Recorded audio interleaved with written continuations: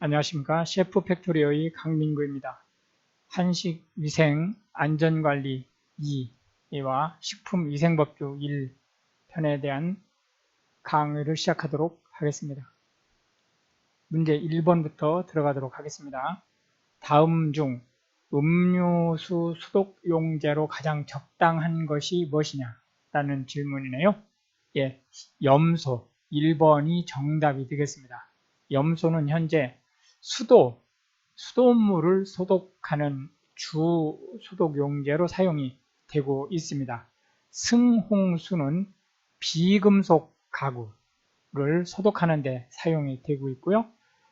생석회는 하수도, 배설물, 음식물 쓰레기, 우리가 진계라고 그러죠. 예. 그리고 알코올은 손이나 금속 가구를 소독하는 데 사용된다. 이렇게 말씀드릴 수 있겠습니다. 2번 문제로 들어가겠습니다. 다음 중 각 소독제의 살균력을 비교하기 위한 기준이 되는 용제가 뭐냐라고 물어봤네요. 예, 이거는 많은 설명이 필요 없어요. 석탄산이라고 하는 거고요. 석탄산 그러면은 조금 생소할 수 있어요. 페놀이라고 하면 오히려 들은 기억이 나실 겁니다. 그래서 페놀이 바로 살균력을 비교하기 위한 기준이 된다. 퍼센트로 환산하면 석탄산을 100으로 놓는 거고요. 할로 환산할 때는 석탄산을 1.0으로 놓고 비교한다. 이렇게 이제 보면 되겠습니다.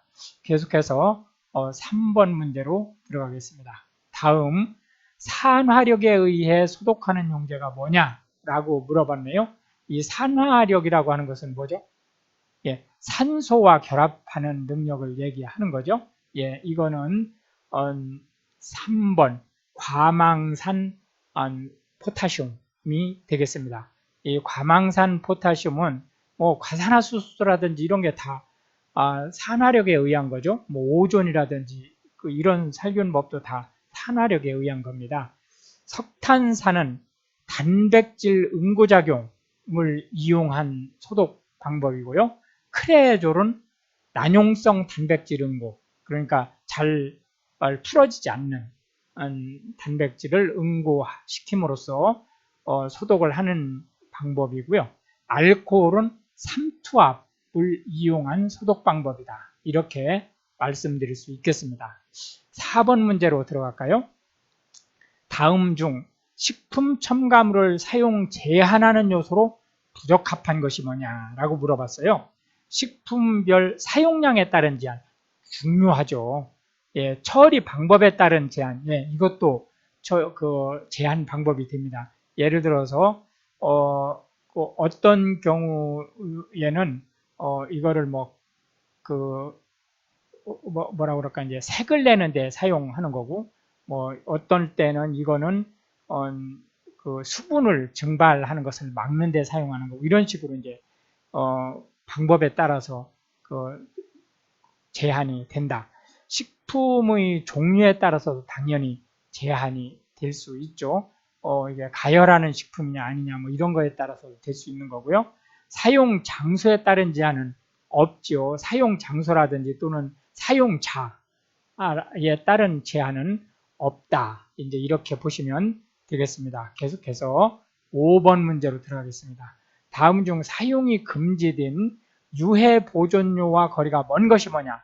라고 물어봤어요. 예, 이건 답은 소르빈산이 되겠습니다. 소르빈산은 뭐 된장, 간장 이런 데 주로 사용하는 거죠. 예, 안식향산, 프로피온산, 대히드로초산, 파라옥시 안식향산 이런 것들이 현재 허가가 된 보존료고요.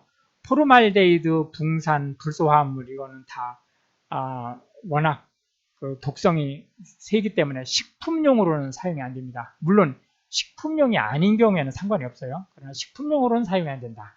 6번 문제로 들어가도록 하겠습니다. 다음 중 사카린 소듐에 대한 설명으로 알맞은 것이 뭐냐? 댓글에 어떤 분이 왜 한글로는 이렇게 써놓고 읽는 거는 달리 자꾸 읽느냐 이런 질문을 하신 분이 계신데요. 지금 현재 그 일본식 학문 용어는 학계에서 지금 모두 걷어들이고 있거든요. 그래서 영어식으로 용어를 지금 다 바꾸고 있어요. 그렇기 때문에 이렇게 나트륨 이런 용어는 뭐 물론 한동안 계속 쓰이겠지만 그러나 이제 시간이 지나면 이런 용어는 사용이 안 될 거거든요. 그래서 이제 그 지금 현재 공식적인 용어는 나트륨을 쓰고 있기 때문에 사카린 나트륨 이렇게 그 기술은 하지만 강사가 이걸 읽을 때는 사카린 소듐 이런 식으로 그 읽는 거니까요. 그거는 이해를 하십시오. 왜 그러냐면은 이제 향후 그 나가야 될 방향 쪽의 용어를 익숙해지시는 것이 괜찮은 방법이거든요. 그렇기 때문에 사카린 나트륨이라고 써놓고 사카린 소듐이라고 읽는다든지 뭐 비타민을 바이타민이라고 읽는다든지 뭐 칼륨을 포타슘이라고 읽는다든지 아밀라제를 아밀레이스로 읽는다든지 이런 것들은 참고하시면 되겠습니다. 예, 일단은 이제 답은 1번 허용식품과 사용량에 제한이 있다라고 하는 것이 이제 정답이 되겠는데요. 사카린 소듐은 원래 이제 한참 사용이 되다가 70년대 초반인가요? 이게 중단이 됐었어요. 이게 발암물질이라고 하는 말이 있어가지고 그래가지고 이제 한동안 한 1, 20년 사용이 금지됐다가 계속해서 이제 이게 워낙 싸고 또 그 칼로리가 거의 제로거든요. 그러니까 달기는 설탕보다 몇백 배 다르면서 칼로리가 없다 보니까 뭐 예를 들어서 당뇨병 환자 식품이라든지 이런데 당연히 중요하잖아요.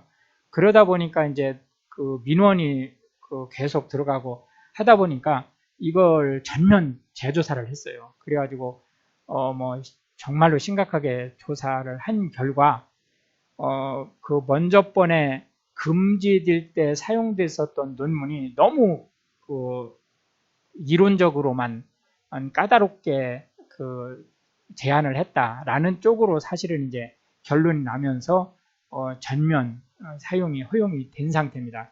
그렇지만 이제 한국에서는 허용 식품하고 사용량에는 제한을 두고 있습니다. 이제 허용 식품은 통상 이제 간장, 청량음료, 소스, 아이스크림, 잼 식품 같은데 이런 데는 이제 사카린 소듐이 허용이 되고 있어요. 그런데 이제 애기들이 먹는 거, 사탕이라든지 이유식이라든지 식빵이라든지 이런 데는 우리나라에서는 사용을 금지하고 있다. 이렇게 보시면 되겠습니다. 계속해서 7번 문제로 들어가겠습니다. 다음 중 산화방지용 식품 첨가물에 해당하는 것이 뭐냐라고 물어봤네요. 예, 이거는 디부틸히드록시톨루엔이 답이 되겠고요. BHT라고 우리가 보통 읽습니다. 이산화티타늄은 착색료로 쓰고 있어요. 아질산 소듐은 발색제로 쓰고 있죠. 아스파탐은 감미료로 쓰고 있습니다. 설탕 대신 쓰는 거죠. 예, 8번 문제로 들어가도록 하겠습니다. 다음 중 빵을 구울 때 틀에 달라붙지 말고 잘 떨어지라고 사용하는 식품 첨가물이 뭐냐라고 물어봤네요. 예, 이런 거는 이형제다라고 얘기를 합니다. 이 문제가 만만치 않은 문제예요. 왜 그러냐면은 그럴싸한 질문들이 나왔기 때문에 좀 쉽지 않은 문제입니다. 소포제는 거품 제거제예요. 유화제는 계면 활성제죠.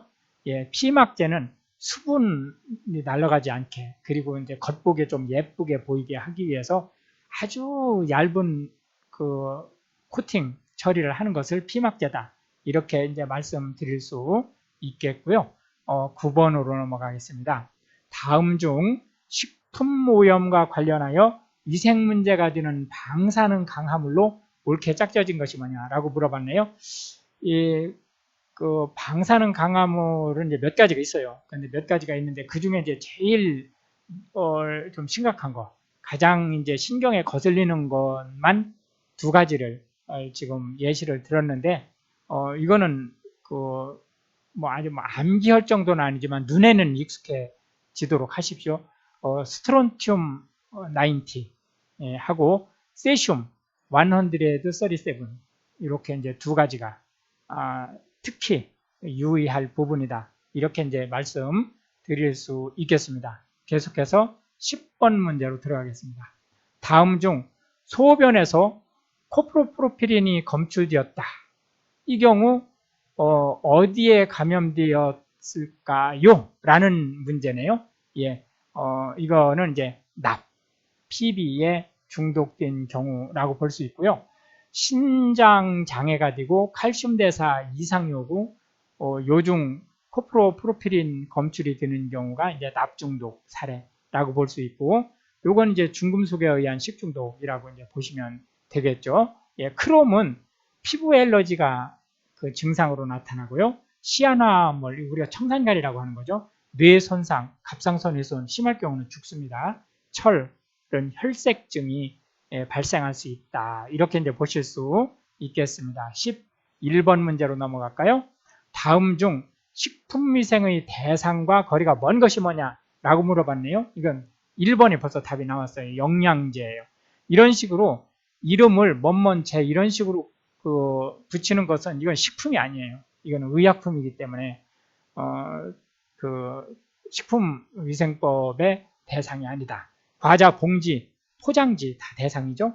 예, 비빔밥 당연히 이거는 뭐 이 자체가 식품이니까 조미료, 각종 그 음식을 하면서 추가하는 것들 모두 대상이 되죠. 예, 용기 뭐 다 대상이 돼요. 예, 해서 12번 문제로 넘어가도록 하겠습니다. 다음 중 일반 음식점의 영업신고 대상이 누구냐? 누구한테 신고해야 되느냐라고 하는 거예요. 일반 음식점. 이거는 이제 지금 우리가 조리사 자격증 시험을 지금 준비하고 계시잖아요. 이 조리사 자격증만 가지고 이제 일을 할 수 있는 건 아니고 이제 면허를 또 받아야 되잖아요. 나중에 필요할 경우. 그럴 때에 이 그 면허를 발부하는 대상도 이 일반 음식점의 영업 신고 대상 같아요. 그러니까 이거는 기억을 꼭 하고 계셔야 됩니다. 관할 시군 구청장이에요. 그리고 이게 관한이 아니고 이게 관할이죠. 예, 관할 시군 구청장이고요. 뭐 보건소장이나 아닙니다. 그러니까 이거 참고하시고 그 다음에 특별자치시장이나 특별자치 도지사도 당연히 대상이 되는 거예요. 그러니까 특특 시군구예요. 이제 그렇게 이제 체크를 해두시면 되겠고 13번 문제로 다음 중 식품위생법의 목적으로 거리가 먼 것이 뭐냐라고 물어봤네요. 식품에 대한 올바른 정보 제공 맞는 말이죠. 식품위생상의 위해 방지 맞는 말이죠. 의약품의 안전한 복용 예 이게 답인데 이렇게 복용하니까 식품으로 먹는 것처럼 착각을 해서 이걸 답을 할 수 있어요. 조심하셔야 돼요. 의약품이나 화장품은 식품위생법 대상이 아니다. 식품 영양의 질적 향상 예, 맞는 말이 되겠고요. 우리는 14번으로 넘어가도록 들어가겠습니다. 다음 중 그 질병으로 인하여 죽은 동물의 고기, 뼈, 젖, 장기, 혈액 이런 것을 식품으로 판매하거나 판매할 목적으로 채취, 수입, 가공, 이 수입은 외국에서 수입하는 거예요. 사용, 조리, 저장 또는 운반하거나 진열하지도 못해요. 이 대상과 관련이 없는 것을 지금 물어봤어요. 이거 꼭 기억을 하십시오. 진열도 안 됩니다. 관련이 없는 것은 뭐냐라고 물어봤어요. 예, 이거는 아나사키스다 라고 보실 수 있게요. 선모충증, 구간낭충, 살모넬라 이것뿐만이 아니고 이제 리스테리아, 파스투리엘라 이런 것들이 모두 그 판매 금지되는 질병군에 속한다라고 말씀드릴 수 있겠습니다. 계속해서 15번 문제로 넘어가겠습니다. 다음 중 구입한 식품 포장에 다음과 같은 표시가 있었다면 무엇을 의미하는가? 라는 질문이네요. 예, 언뜻 볼 때 새마을 운동 표지 같아서 1번이라고 척석 답을 하실 수 있는데 2번 방사선 조사식품입니다. 예, 그러니까 방사선 조사식품은 실제 포장한 상태에서 소독을 할 수 있어요. 그렇기 때문에 대단히 유용하게 사용될 수 있고, 허용되는 제품에 관해서는 현재 발견된 가장 안전한, 그리고 가장 강력하면서도 안전한 소독 방법이다, 이렇게 말씀드릴 수 있겠습니다. 계속해서 16번 문제로 넘어가겠습니다. 다음 중 식품 등의 표시기준상 유통기한이 의미하는 것이 뭐냐라고 물어봤네요. 제품의 제조일자로부터 소비자에게 판매가 허용되는 기간을 말한다. 이게 정답이에요. 해당 식품의 품질이 유지될 수 있는 기한, 이거는 품질 유지기한이라는 게 있어요. 해당 식품의 섭취가 허용되는 기한, 이거는 소비기한이라는 것이 있습니다. 제품의 출고일로부터 대리점으로의 유통이 허용되는 기간, 이런 건 없어요. 예, 계속해서 17번 문제로 넘어가겠습니다. 다음 중 식품위생감시원의 업무가 아닌 것을 물어봤어요. 식품위생감시원, 시설기준의 적합 여부의 확인 및 검사, 맞는 거죠. 식품 등의 기준 및 규격에 관한 사항, 예, 이거는 식품위생심의위원회의 일이에요. 그러니까 식품위생감시원의 일이 아니다. 식품 등의 위생적 취급 기준의 이행 지도, 수입, 판매 또는 사용 등이 금지된 식품 등의 취급 여부에 대한 단속, 예, 모두 위생감시원이 하는 일이다, 이렇게 말씀드릴 수 있겠고요. 18번 문제로 넘어가겠습니다.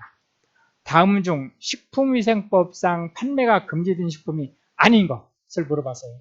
영업신고 또는 허가를 받지 않은 자가 제조한 식품, 당연히 안 되죠. 설익은 것으로 인체의 건강을 해할 우려가 있는 식품, 당연히 안 되는 거예요. 안전성 평가를 받아 식용으로 적합한 유전자 제조합 식품, 예, 이거는 가능합니다. 방사선 조사식품이나 유전자 제조합 식품은 판매가 될 수 있다. 병원 미생물에 의해 오염되어 인체의 건강을 해할 우려가 있는 식품, 이거 심각한 거예요. 안 되죠. 예. 우리가 유전자 제조합 식품 GMO라고 얘기를 하는 건 다 알고 계시죠? 예. 19번 문제로 넘어가겠습니다. 다음 중 보건복지부령이 정하는 위생등급 기준에 따라 위생관리 상태 등이 우수한 집단급식소를 모범업소로 지정할 수 있는 자가 아닌 것은 누구냐라고 물어봤네요. 예, 이것도 쉽지 않은 문제예요. 이거 틀리게 딱 알맞게 지금 난 문제입니다. 식품의약품안전처장에다가 답을 하기가 딱 쉬워요. 왜냐하면 이 보기가 시도지사, 시장, 군수구청장 이렇게 끼리끼리 모여 있잖아요. 행정관청에. 그러니까 식품의약품안전처장을 답을 하기가 쉬운데 그게 아니고 도지사다. 광역시나 도지사는 대상이 안 된다. 시장, 군수구청장 당연히 툭툭 들어가는 거예요. 식품의약품안전처장 모두 대상된다라고 볼 수 있겠습니다. 여기서 모범업소와 우수업소가 차이가 있는 거 혹시 아시는지 모르겠네요. 모범업소는 음식점을 얘기하는 거예요. 집단급식소는 음식점으로 분류돼서 모범업소로 지정될 수 있습니다. 우수업소는 제조업자예요. 제조업자. 예를 들어서 식품 제조 가공업을 한다든지 식품 첨가물 제조업을 한다든지 이런 데를 대상으로 우수업소가 지정되는 거예요. 그 다음에 위생등급 우수업소라는 게 있어요. 위생등급 우수업소라고 해서 이렇게 별 하나, 별 두 개, 별 세 개 이런 식으로 준다든지 또는 A 하나, A 두 개, A 세 개 이런 식으로 준다든지 이런 것들이 있을 수 있어요. 제가 정확하게 지금 기억을 못하겠는데 이게 아마 별로 주는 거는 식품의약품안전처장이 주는 거고 이 A, B, C 이런 식으로 주는 건 아마 시군구청장이 주는 거로 기억이 되는데 요건 정확치 않아요. 어쨌든 그렇게 해서 이제 모범업소와 우수업소는 좀 차이가 나고 조금 전에 이렇게 설명드렸었던 위생등급하고는 차이가 있는 겁니다. 이제 그렇게 보시면 되겠고, 집단급식소는 좀 특이적으로 이 집단급식소가 위탁을 받을 때 제조업을 신고를 받을 수 있어요. 이때는 이제 우수업소 및 모범업소를 다 받을 수 있는 거죠. 네, 그거는 참고 하시면 되겠고요. 20번 문제로 넘어가겠습니다. 다음 중 식품위생법에서 다루는 내용에 속하는 것이 뭐냐라고 물어봤네요. 디프테리아 감염병 예방에 관련된 것은 감염병 예방법, 물론 이제 원래 법 이름은 끼인데 이제 우리가 그 약축해서 불러요. 감염병 예방법에서 다루는 겁니다. 공중이용시설의 위생관리는 공중위생관리법에서 다루는 거예요. 영양사의 면허결격사유, 이거는 식품위생법에서 다루는 거죠. 가축 감염병의 검역 절차, 이거는 가축 전염병 예방법. 요거는 감염병 예방법이고 요거는 전염병 예방법이에요. 감염병 예방이 아니고. 그러니까 그 용어가 좀 차이가 있습니다.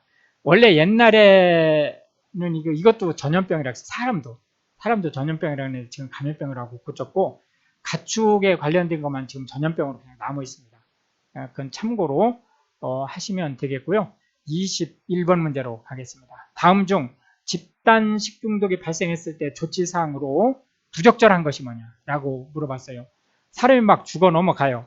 의사처빙이 없더라도 항생물질을 복용시켜서 응급조치한다. 그럴듯하죠? 안 됩니다. 절대로 안 된다. 의약품이나 시술 또는 수술 이런 행위는 무조건 의사처방이 없으면 안 됩니다. 심지어는 간호사도 할 수 있는 일이 제한돼요. 의사가 없을 경우에는. 원인식품을 조사하는 거 당연히 해야죠. 환자의 가검물을 채취하여 보관하는 거 당연히 해야죠. 해당 관청에 신고한다. 여기 해당 관청은 통상 시군구로 하시면 돼요. 꼭 보건소라든지 또는 식품의약품안전청이나 질병관리청이나 이런 데 하지 않고 시군구로만 하셔도 됩니다. 그러면 시군구에서 알아서 해요, 다. 계속해서 22번 문제로 넘어가겠습니다. 다음 중 식품위생 대책에 대한 설명으로 잘못된 것이 뭐냐고 물어봤어요. 잘못된 것. 식품 취급자의 손은 식중독 및 경구 감염, 경구가 뭐죠? 경구. 입으로 그 감염되는 걸 이야기하는 거죠. 침입 경로가 되기 쉬우므로 수세, 손을 씻는 거나 소독에 유의한다. 맞는 말이죠. 중요한 말이죠. 제대로 가열 조리한 식품은 저장 시 미생물의 오염 염려가 없다가 아니죠. 이게 틀린 거예요. 상온에서 2시간 이상 방치하면, 방치는 그렇고 어쨌든 예를 들어서 배식 같은 거 하느라고 상온에서 내놓을 수 있잖아요. 2시간 이상 내놓으면 당연히 특히 크로스트리디움 퍼프린젠스 같은 경우는 집단급식소에서 한국 집단급식소에서 1등으로 발병하는 거예요. 이거는 2시간 동안 상온에 있으면은 감염될 확률이 아주 높아져요. 젖은 행주에는 공기 중의 세균이나 곰팡이가 오염되어 온도가 높아질 경우 미생물이 생육하기 쉬워지므로 사용 중에도 최대한 건조 상태를 유지해야 한다. 이게 유치죠. 유지해야 된다. 맞는 말이긴 한데 실제 이렇게 하기가 쉽지 않죠. 식품 찌꺼기는 우리가 진계라고 하는 거죠. 위생해충이 서식에 이용될 수 있으므로 철저히 관리 또는 처리해야 된다. 맞는 말이 되겠습니다. 해서 23번으로 넘어가겠습니다. 다음 중 조리작업자나 배식자의 손소독에 가장 적합한 것이 뭐냐라고 물어봤어요. 이거는 역성비누입니다. 역성비누가 강력해요. 역성비누 사용해 보신 적 있나요? 이게 액체로 된 비누인데요. 한 1000분의 1로 희석해도 소독이 충분히 될 정도로 강력합니다. 경성세제는 우리가 합성세제라고 하는 거예요. 세제. 이게 원래는 소독 효과가 있어요. 이게 예를 들자면은 진드기 같은 거 있잖아요. 막말로 얘기해서 쥐약입니다. 그런데 학문적으로는 법적으로 그죠? 학문적으로는 인정을 안 해요. 세제의 소독 효과를 인정을 않기 때문에 경성세제는 실제는 소독 효과가 있다 할지라도 소독 효과가 없는 거로 간주를 하시면 됩니다. 승홍수는 비금속 가구에 대한 소독, 생석기는 인축변, 하수, 진제, 우리가 음식물 쓰레기라고 하는 거죠. 예, 사용되는 소독제다라고 말씀드릴 수 있겠습니다. 계속해서 24번 문제로 들어가겠습니다. 다음 중 식품의 위생적인 준비를 위한 조리장의 관리로 부적합한 것이 뭐냐? 이 조리장이 뭐예요? 조리의 캡틴이란 뜻이 아니고 조리실이란 뜻이죠. 조리장에 음식물이나 찌꺼기를 방치하지 않는다. 맞는 말이죠? 조리장 출입구에 신발 소독기를 설치한다. 맞는 말이죠? 조리사의 손을 소독할 수 있도록 손 소독기를 갖춘다. 특히 코로나19 시대에는 이건 뭐 필수 요건이죠. 조리장의 위생해충은 한 번에 완벽하게 영구박멸해야 한다. 예, 영구박멸을 할 수가 없어요. 물리적으로. 그렇기 때문에 정기 또는 수시 소독을 실시해야 된다. 이렇게 말씀드릴 수 있겠고요. 25번 문제로 넘어가겠습니다. 다음 중 식품이 세균에 오염되는 것을 막기 위한 조치로 바람직하지 않은 것을 물어봤어요. 차하염소산 나트륨으로 소독한다. 예, 맞는 말이죠. 차하염소산 나트륨 뭐예요? 예, 우리가 락스라고 하는 거예요. 예, 식품의 철제 용기는 석탄산으로 소독한다. 예, 이거는 석탄산으로 철제 용품을 소독하면 부식돼요. 예, 역성빈으로 소독한다. 과산화수소로 소독한다. 예, 다 맞는 말이 되겠습니다. 이렇게 해서 25번까지 문제를 보았고요. 위생안전기출 3번 하고 위생법규 2번에서 다시 만나도록 하겠습니다. 고생하셨습니다. 감사합니다.